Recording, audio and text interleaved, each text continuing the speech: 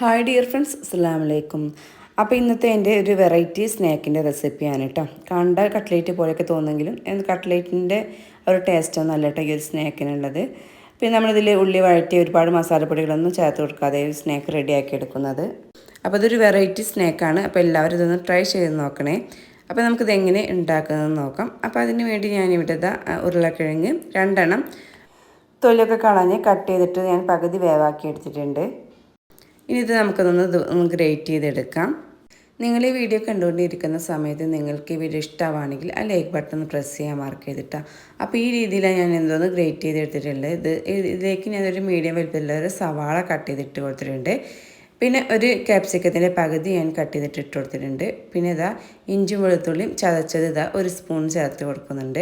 ഇനി ഇതിലേക്ക് ഞാൻ കുറച്ച് ചീസാണ് ചേർത്ത് കൊടുക്കുന്നത് കേട്ടോ. മുതറല്ല ചീസാണ് എടുത്തിട്ടുള്ളത്.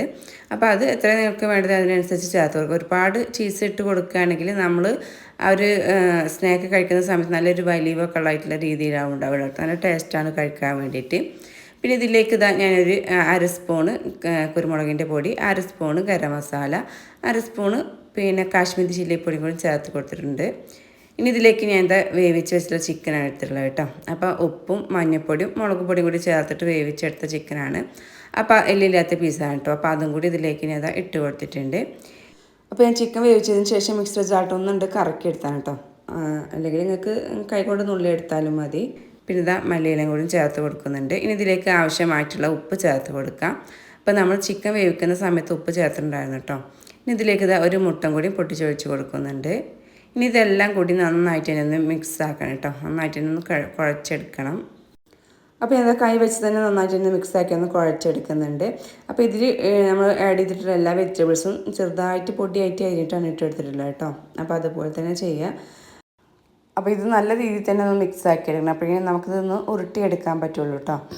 അപ്പം പെട്ടെന്ന് നമുക്ക് വളരെ പെട്ടെന്ന് തന്നെ ഉണ്ടാക്കിയെടുക്കാൻ പറ്റിയൊരു സ്നാക്ക് റെസിപ്പിയാണ്. വളരെ സിമ്പിളാണ്. ഒരു വെറൈറ്റി സ്നാക്ക് റെസിപ്പിയാണ് കേട്ടോ. അപ്പോൾ എല്ലാവരും ട്രൈ ചെയ്ത് നോക്കാൻ മറക്കരുത് കേട്ടോ.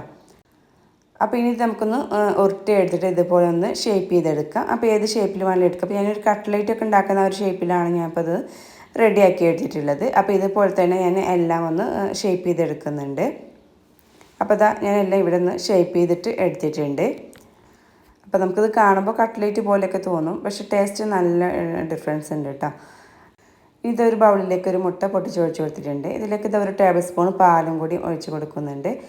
ഇതൊന്ന് മിക്സ് ആക്കി എടുക്കാം. നമുക്കിതിലേക്ക് ഒരു അല്പം ഉപ്പും കൂടി ചേർത്ത് കൊടുക്കട്ടോ. എന്നിട്ട് നന്നായിട്ട് ഇതൊന്ന് മിക്സ് ആക്കി എടുക്കുന്നുണ്ട്.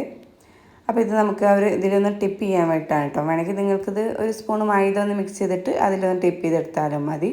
ഞാൻ കുറച്ച് ബ്രെഡ് ഒന്ന് മിക്സർ ചാട്ടൊന്ന് പൊടിച്ചെടുത്തിട്ടുണ്ട്. ഇനി ബ്രെഡ് ക്രംസ് ഉണ്ടെങ്കിൽ അതെടുത്താലും മതി കേട്ടോ.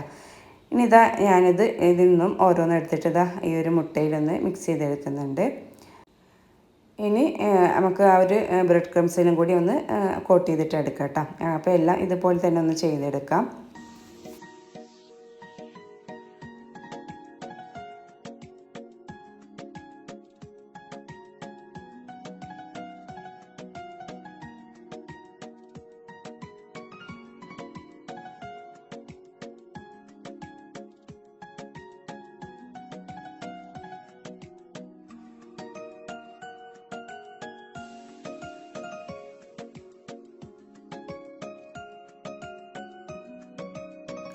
അപ്പോൾ എല്ലാം ഞാൻ ഇതുപോലെ ഒന്ന് ചെയ്തെടുത്തിട്ടുണ്ട്. ആ ഒരു ബ്രെഡ് ക്രംസിലൊക്കെ ഒന്ന് കോട്ട് ചെയ്തിട്ട് എടുത്തിട്ടുണ്ട് കേട്ടോ.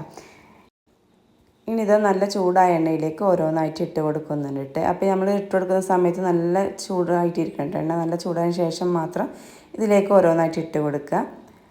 അപ്പോൾ എണ്ണയിലേക്ക് ഇട്ടതിന് ശേഷം ഒരു 2 സെക്കൻഡ് കഴിഞ്ഞിട്ടുണ്ടെങ്കിൽ നമുക്ക് ഫ്ലെയിം ഒന്ന് മീഡിയം ഫ്ലെയിമിലാക്കി കൊടുക്കുക കേട്ടോ. എന്നിട്ട് തിരിച്ചും മറിച്ചൊക്കെ ഇട്ടിട്ട് നന്നായിട്ട് ഒന്ന് ഫ്രൈ ചെയ്തെടുക്കുക. ഒരു ബ്രൗൺ കളർ ആവുന്ന രീതിയിൽ ഒന്ന് ഫ്രൈ ചെയ്തെടുത്താൽ മതി. അപ്പോൾ എണ്ണയിൽ പൊട്ടിപ്പോകുകയൊന്നും ചെയ്യാതെ തന്നെ നമുക്ക് നല്ല പെർഫെക്റ്റ് ആയിട്ട് തന്നെ ഇതൊന്ന് ഫ്രൈ ചെയ്തെടുക്കാൻ പറ്റും കേട്ടോ. അപ്പോൾ ഈ ഒരു കളറായപ്പോൾ ഞാൻ എണ്ണയിൽ നിന്നും കോരിയെടുക്കുന്നുണ്ട്. അപ്പോൾ നല്ല ടേസ്റ്റാണ്, അടിപൊളിയാണ് കേട്ടോ. വളരെ സിമ്പിളായിട്ട് നമുക്ക് ഉള്ളി വഴറ്റി ഒരുപാട് മസാലപ്പൊടികളൊന്നും ചേർത്ത് കൊടുക്കാതെ തന്നെ വളരെ സിമ്പിളായിട്ട് ഉണ്ടാക്കിയെടുക്കാൻ പറ്റിയ നല്ല അടിപൊളി ഒരു വെറൈറ്റി സ്നാക്കിൻ്റെ റെസിപ്പിയാണ് കേട്ടോ. അപ്പോൾ എല്ലാവരും ഇതൊന്ന് ട്രൈ ചെയ്ത് നോക്കണം. എന്നിട്ട് നിങ്ങളുടെ അഭിപ്രായങ്ങളൊന്ന് കമൻറ്റ് ചെയ്യാനും കൂടി മറക്കരുത് കേട്ടോ. അപ്പോൾ ഞാനിതൊന്ന് കട്ട് ചെയ്തിട്ടും കൂടി കാണിച്ചു തരാം. അപ്പോൾ നമ്മൾ ചീസൊക്കെ ഇതിൽ ഒരുപാട് ചേർത്ത് കൊടുക്കുകയാണെങ്കിൽ നമ്മളിതൊന്നിങ്ങനെ കട്ട് ചെയ്യുന്ന സമയത്തൊക്കെ ഇതിലിങ്ങനെ ആ ഒരു ചീസ് ഇങ്ങനെ വലിയുന്ന രീതിയിലുണ്ടാവും കേട്ടോ. പിന്നെ അതിൽ ചീസ് കുറവാണ് ചേർത്ത് കൊടുത്തിട്ടുള്ളത്. അപ്പോൾ ചീസൊക്കെ നിങ്ങൾക്ക് ഇഷ്ടത്തിനനുസരിച്ച് ചേർത്ത് കൊടുക്കാം. അപ്പോൾ ഒരു വെറൈറ്റി രുചിയുള്ള സ്നാക്ക് റെസിപ്പി എല്ലാവരും ട്രൈ ചെയ്ത് നോക്കുക. അപ്പോൾ എൻ്റെ വീഡിയോ ആദ്യമായിട്ട് കാണുന്ന കൂട്ടുകാരൊക്കെ ഉണ്ടെങ്കിൽ പ്ലീസ് ഒന്ന് സബ്സ്ക്രൈബ് ചെയ്ത് സപ്പോർട്ട് ചെയ്യുക. നിങ്ങൾക്ക് വീഡിയോ ഇഷ്ടമാണെങ്കിൽ ഷെയർ ചെയ്യാൻ കൂടി മറക്കരുതേ. ഇനി നല്ലൊരു റെസിപ്പി വീഡിയോയുമായി വരുന്നവരെല്ലാവരോടും ബൈ.